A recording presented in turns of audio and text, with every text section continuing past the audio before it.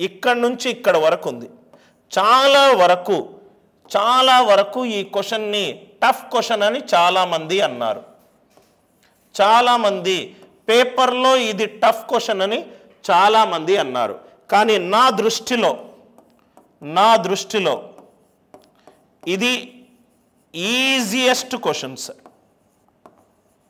Question అర్థం చేసుకుంటే ఇది ఈజియెస్ట్ క్వశ్చన్. నాకు తెలిసి లెస్ దాన్ 45 సెకండ్స్లో ఈ క్వశ్చన్ని ఆన్సర్ చేయొచ్చు. లెస్ దాన్ 45 సెకండ్స్లో ఈ క్వశ్చన్ ఆన్సర్ చేయొచ్చు. ఫస్ట్ క్వశ్చన్ అర్థం కావాలి. క్వశ్చన్ చూడండి సార్.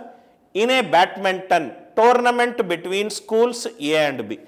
ఏ అండ్ బి అనే 2 స్కూళ్ళు బ్యాడ్మింటన్ ఆడుకుంటున్నారు. School A won 50% of the matches played in the first 3 weeks. మొదటి 3 వారాల్లో ఏ అనే స్కూలు మొత్తము మ్యాచ్లలో 50% మ్యాచ్లు గెలిచినాయి. మొత్తము ఫస్ట్ 3 వారాల్లో ఎన్ని మ్యాచ్లు అడిగిందో మనకు తెలియదు. At the end of the tournament దాని సక్సెస్ రేట్, స్కూల్ ఏ సక్సెస్ రేట్ ఎంత, ఎన్ని మ్యాచ్లు గెలిచింది? 75% గెలిచింది. 6 matches were played in the first 3 weeks. చాలా క్లియర్గా ఈ స్టేట్మెంట్కి లింక్ ఉన్నది. ఏంటి సార్ లింకు? మొదటి 3 వారాల్లో ఏవైతే మ్యాచ్లు జరిగాయో దాంట్లో ఏ సగం గెలిచింది. మొదటి 3 వారాల్లో ఏవైతే గేమ్స్ జరిగాయో దాంట్లో ఏ 50% గెలిచింది. రైట్. మొత్తము 3 వారాల్లో ఎన్ని మ్యాచ్లు జరిగాయి? 6 మ్యాచ్లు జరిగినాయి. వాడు ఎన్నన్నాడు? మొత్తం టోర్నమెంట్లో ఎన్ని మ్యాచ్లు జరిగినాయి? ఆప్షన్లు ఉన్నాయి కదా సార్, ఆప్షన్లు ఉన్నాయి కదా. సపోజ్గా మొత్తం మ్యాచ్లు, total matches A and B options use చేద్దాం. రైట్. 12 మ్యాచ్లు ఉన్నాయనుకుందాం. మొత్తం మ్యాచ్లు 12 అనుకుందాం. మొత్తం మ్యాచ్లు 12. కొన్ని వారాల పాటు జరిగింది కాంపిటీషన్.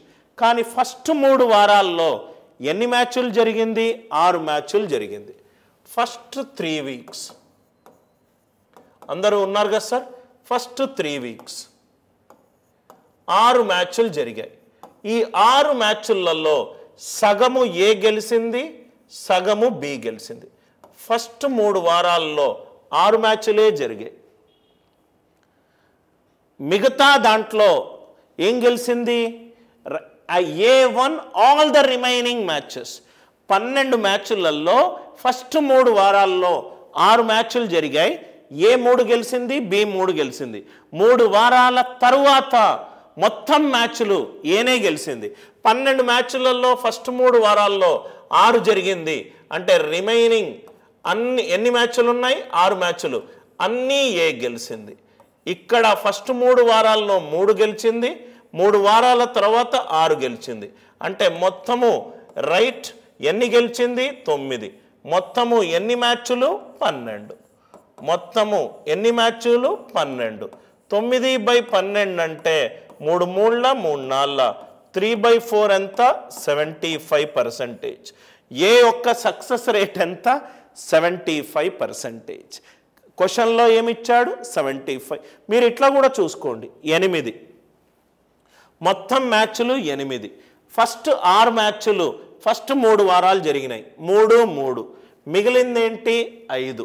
మిగిలిన మ్యాచ్లు అన్నీ కూడా 8 మ్యాచ్ల్లో 3 ఫస్ట్ 3 వారాల్లో ఏ గెలిచింది, మిగిలింది 5.